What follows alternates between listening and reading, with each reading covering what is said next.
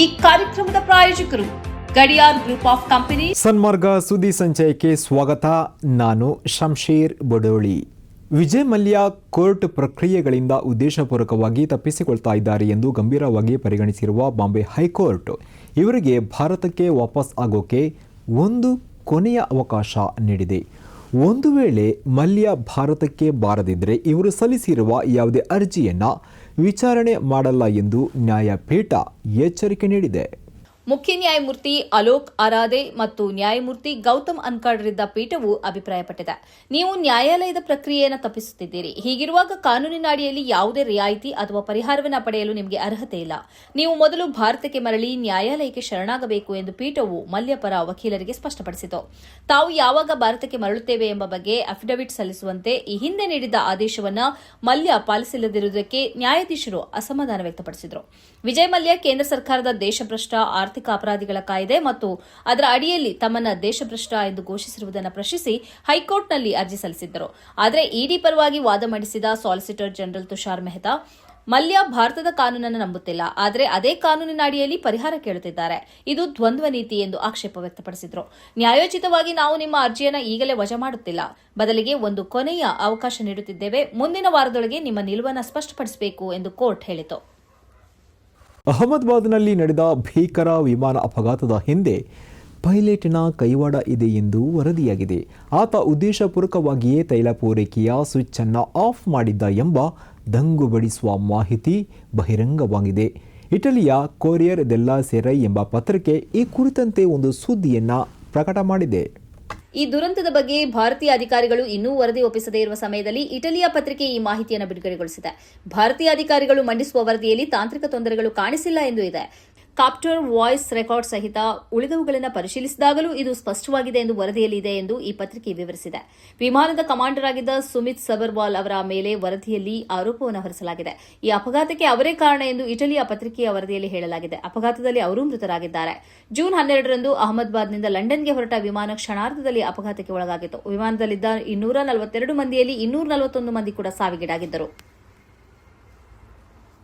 America ಜೊತೆಗಿನ ವ್ಯಾಪಾರ ಒಪ್ಪಂದ ಸಂಬಂಧವಾಗಿ ಕೇಂದ್ರ ಸರ್ಕಾರದ ಪದೇ ಪದೇ ವಾಗ್ದಾಳಿ ನಡೆಸ್ತಾ ಇರುವ ವಿಪಕ್ಷ ನಾಯಕ ರಾಹುಲ್ ಗಾಂಧಿ ಅವರ ಸಭಾ ಸದಸ್ಯತ್ವ ರದ್ದು ಮಾಡಬೇಕೆಂದು ಬಿಜೆಪಿ ಪ್ರಸ್ತಾಪ ಸಲ್ಲಿಸಿದೆ. ಮುಂದಿನ ಚುನಾವಣೆಗಳಲ್ಲಿ ಸ್ಪರ್ಧೆ ಮಾಡದಂತೆ ನಿಷೇಧ ಹೇರಬೇಕು ಎಂದು ಆಗ್ರಹಿಸಿದೆ. ಬಿಜೆಪಿಯ ಸಂಸದ ನಿಶಿಕಾಂತ್ ದುಬೆ ಮಾತನಾಡಿ, ರಾಹುಲ್ ಗಾಂಧಿಯ ಸದಸ್ಯತ್ವವನ್ನು ರದ್ದುಗೊಳಿಸುವಂತೆ ನಾನು ಪ್ರಸ್ತಾವನೆ ಸಲ್ಲಿಸಿದ್ದೇನೆ. ಅಜೀವ ಚುನಾವಣೆಗಳಲ್ಲಿ ಸ್ಪರ್ಧಿಸದಂತೆ ನಿಷೇಧ ಹೇರಬೇಕು. ಜೊತೆಗೆ ರಾಹುಲ್ ಗಾಂಧಿ ವಿರುದ್ಧ ಮಹತ್ವದ ನಿರ್ಣಯ ಮಂಡಿಸಿದ್ದೇನೆ. ಇದು ವಿಶೇಷ ಹಕ್ಕುಚ್ಯುತಿ ನೋಟಿಸ್ ಅಲ್ಲ. ನಾನು ಒಂದು ಪ್ರಮುಖ ಪ್ರಸ್ತಾವನೆಯನ್ನು ಸಲ್ಲಿಸಿದ್ದೇನೆ ಎಂದು ತಿಳಿಸಿದರು. ಯಾವುದೇ ದಾಖಲೆ ಇಲ್ಲದೆ ಮಾತನಾಡುತ್ತಿರುವ ರಾಹುಲ್ ಗಾಂಧಿ ದೇಶದ ಜನರನ್ನ ದಾರಿ ತಪ್ಪಿಸುತ್ತಿದ್ದಾರೆ. Soros foundation, United States agency for international development ಮತ್ತು ಫೋರ್ಡ್ ಫೌಂಡೇಶನ್ನೊಂದಿಗೆ ಕೈಜೋಡಿಸಿ ವಿದೇಶಗಳಲ್ಲಿ ಭಾರತದ ವಿರುದ್ಧ ಮಾತನಾಡುತ್ತಿದ್ದಾರೆ ಎಂದು ಆಕ್ರೋಶ ವ್ಯಕ್ತಪಡಿಸಿದರು. ಸಂಸದೀಯ ವ್ಯವಹಾರಗಳ ಸಚಿವ ಕಿರಣ್ ರಿಜಿಜು ಪ್ರತಿಕ್ರಿಯಿಸಿ, ಆಧಾರರಹಿತ ಹೇಳಿಕೆಗಳನ್ನು ನೀಡಿ ಸದನದ ದಾರಿ ತಪ್ಪಿಸಿದ್ದಕ್ಕೆ ನಿಲುವಳಿ ಸೂಚನೆ ಸಲ್ಲಿಸಲಾಗುತ್ತದೆ. ಉಭಯ ಸದನಗಳಲ್ಲಿ ಕಾರ್ಯವಿಧಾನ ಮತ್ತು ವ್ಯವಹಾರದ ನಡವಳಿಕೆಯ ಸ್ಪಷ್ಟ ನಿಯಮಗಳಿವೆ. ಒಬ್ಬ ಸದಸ್ಯರು ಇನ್ನೊಬ್ಬ ಸದಸ್ಯರ ವಿರುದ್ಧ ಗಂಭೀರ ಆರೋಪಗಳನ್ನು ಮಾಡಲು ಉದ್ದೇಶಿಸಿದಾಗ ನೀವು ನೋಟಿಸ್ ನೀಡಬೇಕು ಮತ್ತು ಆರೋಪವನ್ನು ಸಾಬೀತುಪಡಿಸಬೇಕು ಎಂದು ಹೇಳಿದರು. ತನ್ನ ಮಗ ಉಮರ್ ಖಾಲಿದ್ ಇವರ ಮೇಲೆ ಕ್ಷುಲ್ಲಕ ಮತ್ತು ಅರ್ಥಹೀನ ಮೊಕದ್ದಮೆಯನ್ನ ಪೊಲೀಸರು ದಾಖಲಿಸಿದ್ದಾರೆ. ಇಂತಹ ತನಿಖಾಧಿಕಾರಿಗಳ ವಿರುದ್ಧ ಕ್ರಮವನ್ನು ತೆಗೆದುಕೊಳ್ಳಬೇಕು ಎಂದು ಡಾಕ್ಟರ್ ಕಾಸಿಂ ರಸೂಲ್ ಇಲಿಯಾಸ್ ಆಗ್ರಹಿಸಿದ್ದಾರೆ. ತನ್ನ ಮಗನಿಗೆ ಜಾಮೀನು ನಿರಾಕರಿಸಿರುವ ಕೋರ್ಟ್ ಪ್ರಕ್ರಿಯೆ ಬಗ್ಗೆ ಮಾತನಾಡುತ್ತಾ ಅವರು ಕಣ್ಣೀರನ್ನು ತಂದುಕೊಳ್ಳೋಕೆ ಹೆಣಗಾಡಿದರು. ಮರಾಠಿ ಪತ್ರಕಾರ ಸಂಘದಲ್ಲಿ ನಡೆದ 9ನೇ ಶಾಹಿದ್ ಅಜ್ಮಿ ಸ್ಮಾರಕ ಉಪನ್ಯಾಸದಲ್ಲಿ ಡಾಕ್ಟರ್ ರಸೂಲ್ ಪೊಲೀಸ್ ಅಧಿಕಾರಿಗಳು ನ್ಯಾಯ ಪ್ರಕ್ರಿಯೆಗಳ ಬಗ್ಗೆ ಮಾತನಾಡಿದ್ದಾರೆ. ಭಾರತದ ಮಾಜಿ ಮುಖ್ಯಮಂತ್ರಿ ಡಿವೈ ಚಂದ್ರಚೂಡ್ ಅವರು ನಿವೃತ್ತಿಯ ನಂತರ ಹೇಳಿಕೆಯನ್ನು ನೀಡಿದ್ದಾರೆ. ಉಮರ್ ಖಾಲಿದ್ಗೆ ಜಾಮೀನು ಸಿಗಬೇಕಿತ್ತು ಎಂದು ಹೇಳಿದ್ದಾರೆ. ಜೈಲು ಒಂದು ಅಪವಾದ ಮತ್ತು ಜಾಮೀನು ನಿಯಮ ಎಂದು ಅವರು ಪುನರುಚ್ಚರಿಸಿದ್ದಾರೆ. ಆದರೆ ಅವರು ಮುಖ್ಯ ನ್ಯಾಯಾಧೀಶರಾಗಿದ್ದಾಗ ನಾವು ಹಲವು ಬಾರಿ ಈ ಪ್ರಕರಣವನ್ನು ಸುಪ್ರೀಂ ಕೋರ್ಟ್ಗೆ ಕೊಂಡೊಯ್ದಿದ್ದೆವು. ಆದರೆ ಎಲ್ಲ ಸಂದರ್ಭಗಳಲ್ಲಿ ಈ ಪ್ರಕರಣವನ್ನು ನ್ಯಾಯಾಧೀಶರಾದ ಬೇಲಾ ತ್ರಿವೇದಿ ಅವರ ಪೀಠಕ್ಕೆ ವಹಿಸಲಾಗಿತ್ತು. ಇವರು ಜಾಮೀನು ನೀಡದಿರುವುದಕ್ಕೆ ಕುಖ್ಯಾತಿಯನ್ನು ಪಡೆದಿದ್ದಾರೆ. ಆದರೂ ಅವರಿಗೆ ಈ ಪ್ರಕರಣವನ್ನು ವಹಿಸಿಕೊಡಲಾಗಿತ್ತು ಎಂದು ಎಸ್ಕ್ಯೂಆರ್ ಇಲಾಸ್ ತಮ್ಮ ನೋವನ್ನು ತೋಡಿಕೊಂಡಿದ್ದಾರೆ. ನನ್ನ ಮಗ ಉಮರ್ ಖಾಲಿದ್ ಮತ್ತು ಶಾರ್ಜಿಲ್ ಇಮಾಮ್ ಪ್ರಕರಣದಲ್ಲಿ ಜಾಮೀನು ಅಪವಾದವಾಗಿದೆ ಮತ್ತು ಜೈಲೇ ನಿಯಮವಾಗಿದೆ ಎಂದು ಅವರು ಹೇಳಿದ್ದಾರೆ. ವಿದೇಶಿ ಯೂನಿವರ್ಸಿಟಿಗಳಿಂದ ಲಭ್ಯವಾಗಿದ್ದ 2 ಸ್ಕಾಲರ್ಶಿಪ್ ಅನ್ನು ಉಮರ್ ಖಾಲಿದ್ ತಿರಸ್ಕರಿಸಿದ್ದ. ಆತ ತನ್ನ ಬದುಕನ್ನು ಈ ದೇಶಕ್ಕಾಗಿ ಮೀಸಲಿಟ್ಟಿದ್ದ. ಈ ಕಾರಣದಿಂದಲೇ ಆತ ಪಾಸ್ಪೋರ್ಟ್ಗೆ ಅರ್ಜಿ ಹಾಕಿರಲಿಲ್ಲ ಎಂದು ಇಲಿಯಾಸ್ ಹೇಳಿದ್ದಾರೆ. ವರ್ಷಗಳ ಕಾಲ ಜೈಲಲ್ಲಿ ಕಳೆದು ಆ ಬಳಿಕ ನಿರ್ದೋಷಿಗಳೆಂದು ಬಿಡುಗಡೆಯಾಗುವ ಪ್ರಕರಣದಲ್ಲಿ ಅಧಿಕಾರಿಗಳನ್ನು ಹೊಣೆಗಾರರನ್ನಾಗಿ ಮಾಡುವ ನಿಯಮ ಜಾರಿಗೆ ಬರಬೇಕು ಎಂದು ಅವರು ಆಗ್ರಹಿಸಿದ್ದಾರೆ. ಮೊಹಮ್ಮದ್ ದೀಪಕ್ ಎಂದು ಪ್ರಸಿದ್ಧಿ ಪಡೆದಿರುವ ಉತ್ತರಾಖಂಡದ ದೀಪಕ್ ಕುಮಾರ್ ಇವರಿಗೆ ಒಂದು ಗುಂಪು ಅಘೋಷಿತ ಬಹಿಷ್ಕಾರ ಹೇರಿದರೆ ಇದೀಗ ದೇಶಾದ್ಯಂತ ದೀಪಕ್ ಕುಮಾರ್ ಇವರಿಗೆ ಬೆಂಬಲ ವ್ಯಕ್ತ ಆಗ್ತಾ ಇದೆ. ಸೋಷಿಯಲ್ ಮೀಡಿಯಾ ಪ್ಲಾಟ್ಫಾರ್ಮ್ನಲ್ಲಿ ದೀಪಕ್ ಕುಮಾರ್ ಇವರ ಬ್ಯಾಂಕ್ ಖಾತೆಯ ಮಾಹಿತಿ ಕೇಳಲಾಗ್ತಾ ಇದ್ದು ಇವರಿಗೆ ಆರ್ಥಿಕ ನೆರವು ನೀಡಲು ಅನೇಕ ಮಂದಿ ಮುಂದೆ ಬರ್ತಾ ಇದ್ದಾರೆ.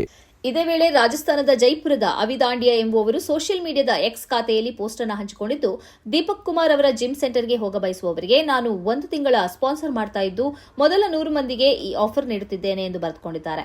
ದೀಪಕ್ ಕುಮಾರ್ ಅವರನ್ನ ಇತ್ತೀಚೆಗೆ ಭೇಟಿಯಾಗಿದ್ದ ರಾಜ್ಯಸಭಾ ಸದಸ್ಯ ಜಾನ್ ಬ್ರಿಟಾಸ್ ಅವರು ಅವರ ಜಿಮ್ ಸೆಂಟರ್ನ 1 ವರ್ಷದ ಮೆಂಬರ್ಶಿಪ್ ಅನ್ನು ಪಡೆದುಕೊಂಡಿದ್ದು ಅದಕ್ಕೆ ತಗಲುವ ಹಣವನ್ನು ಪಾವತಿಸಿದ್ದಾರೆ.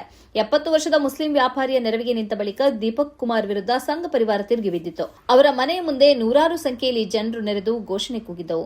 ಅವರ ಜಿಮ್ ಸೆಂಟರ್ಗೆ ಹೋಗದಂತೆ ಪರೋಕ್ಷವಾಗಿ ಊರವರನ್ನ ತಡೆದಿತ್ತು. ಈ ಹಿಂದೆ 150 ಮಂದಿ ಈ ಜಿಮ್ ಸೆಂಟರ್ನಲ್ಲಿ ವರ್ಕೌಟ್ ಮಾಡ್ತಾ ಇದ್ರು. ಈಗ ಅದು 15ರಿಂದ 20ಕ್ಕೆ ಇಳಿದಿದೆ ಎಂದು ದೀಪಕ್ ಕುಮಾರ್ ಮಾಧ್ಯಮದ ಜೊತೆ ಮಾತನಾಡುತ್ತಾ ಹೇಳಿದ್ದರು.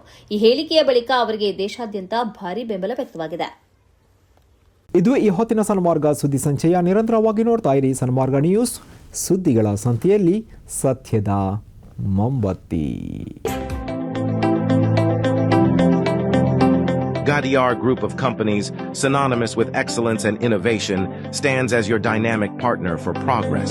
Gadiar Group ensures safety as guardians in firefighting and builds vibrant communities in real estate. Building tomorrow, today.